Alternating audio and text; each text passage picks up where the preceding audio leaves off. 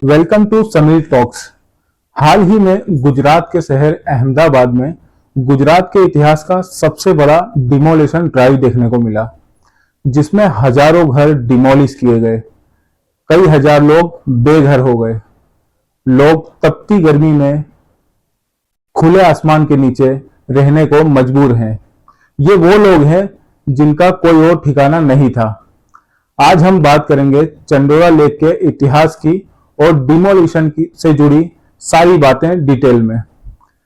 चंडोरा lake Ahmedabad के दानिमरा road के पास एक ब्रिटिश एरा झील है, जिसका इतिहास 150 साल से भी ज्यादा पुराना है, जो लगभग 109.6 हेक्टेयर में फैली हुई है। एक और रोचक कहानी के मुताबिक इस झील को मुगल सुल्तान खान नारी अली की पत्नी ने बनवाया था, मगर इसका कोई वैलिड प्रूफ नहीं है। ये लेक पानी को संग्रह करने के लिए काम आता था और ब्रिटिश इंडिया के टाइम 1881 में खारीकट कैनाल का निर्माण किया गया। इस कैनाल का पर्पस खारी नदी का पानी चंडोरा लेक तक लाना था, जैसे खेतों के लिए पानी और फैक्ट्री के लिए सप्लाई। चंडोरा लेक के आसपास धान के खेत हुआ करते थे, जिनको सिंचाई के लिए पानी चंडोरा लेक से मिलता था।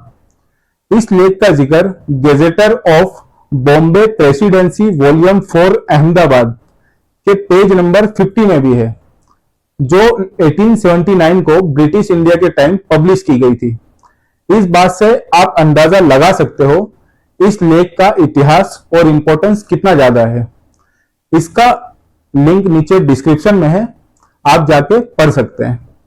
1930 में महात्मा गांधी ने अपने दांडी सोल्ट मार्च के दौरान इस झील के पास एक पीपल के पेड़ के नीचे रुककर आराम किया था, जो इसकी हिस्टोरिकल इंपॉर्टेंस को दिखाता है।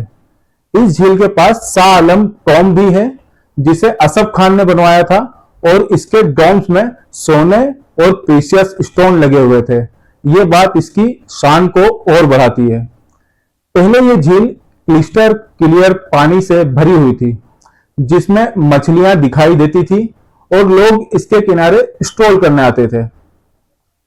चंडोरा लेक के किनारे दानिमरा और ईसनपुर के बीच एक मिक्स्ड पॉपुलेशन वाला एरिया है।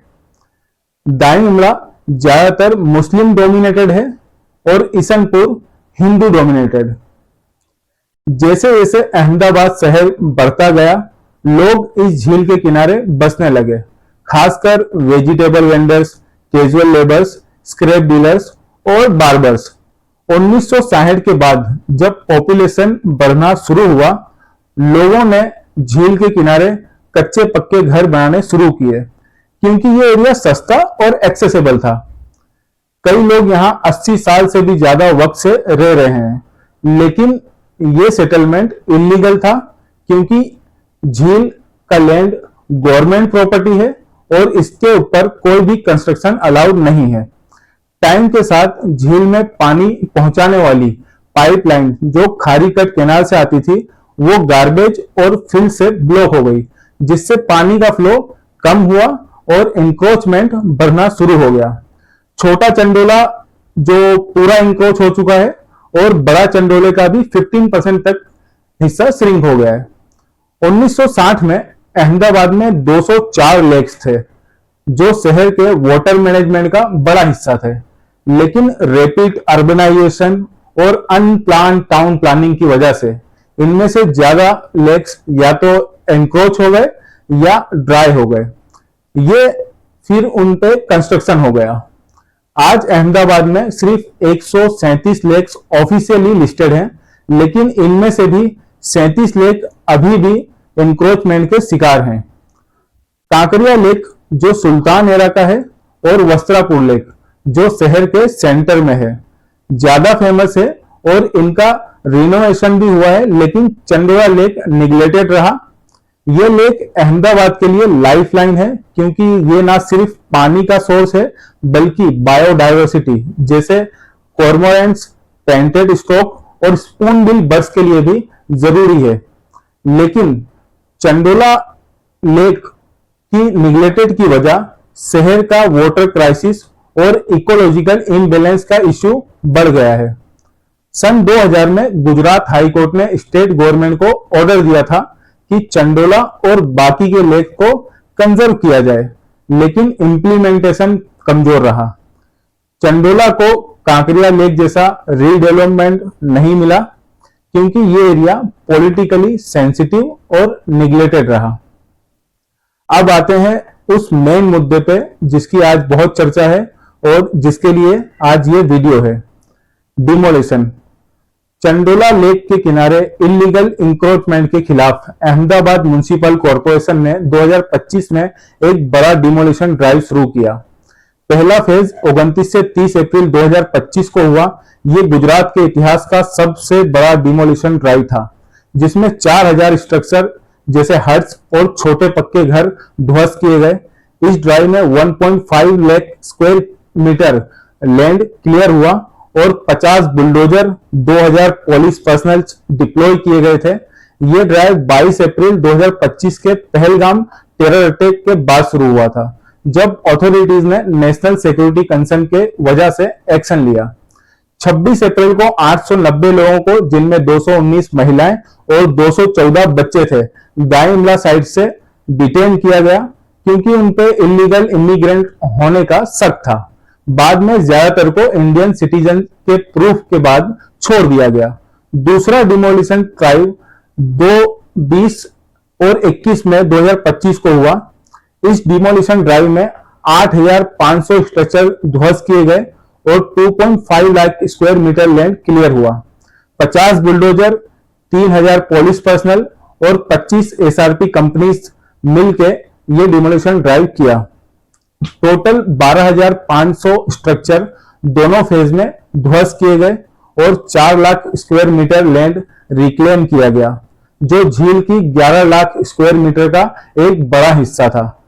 गुजरात हाई कोर्ट ने इस डिमोलिशन को अपहोल्ड किया, ये कहकर कि झील गवर्नमेंट लैंड है और इस पे कोई भी कंस्ट्रक्शन अलाउड नहीं है।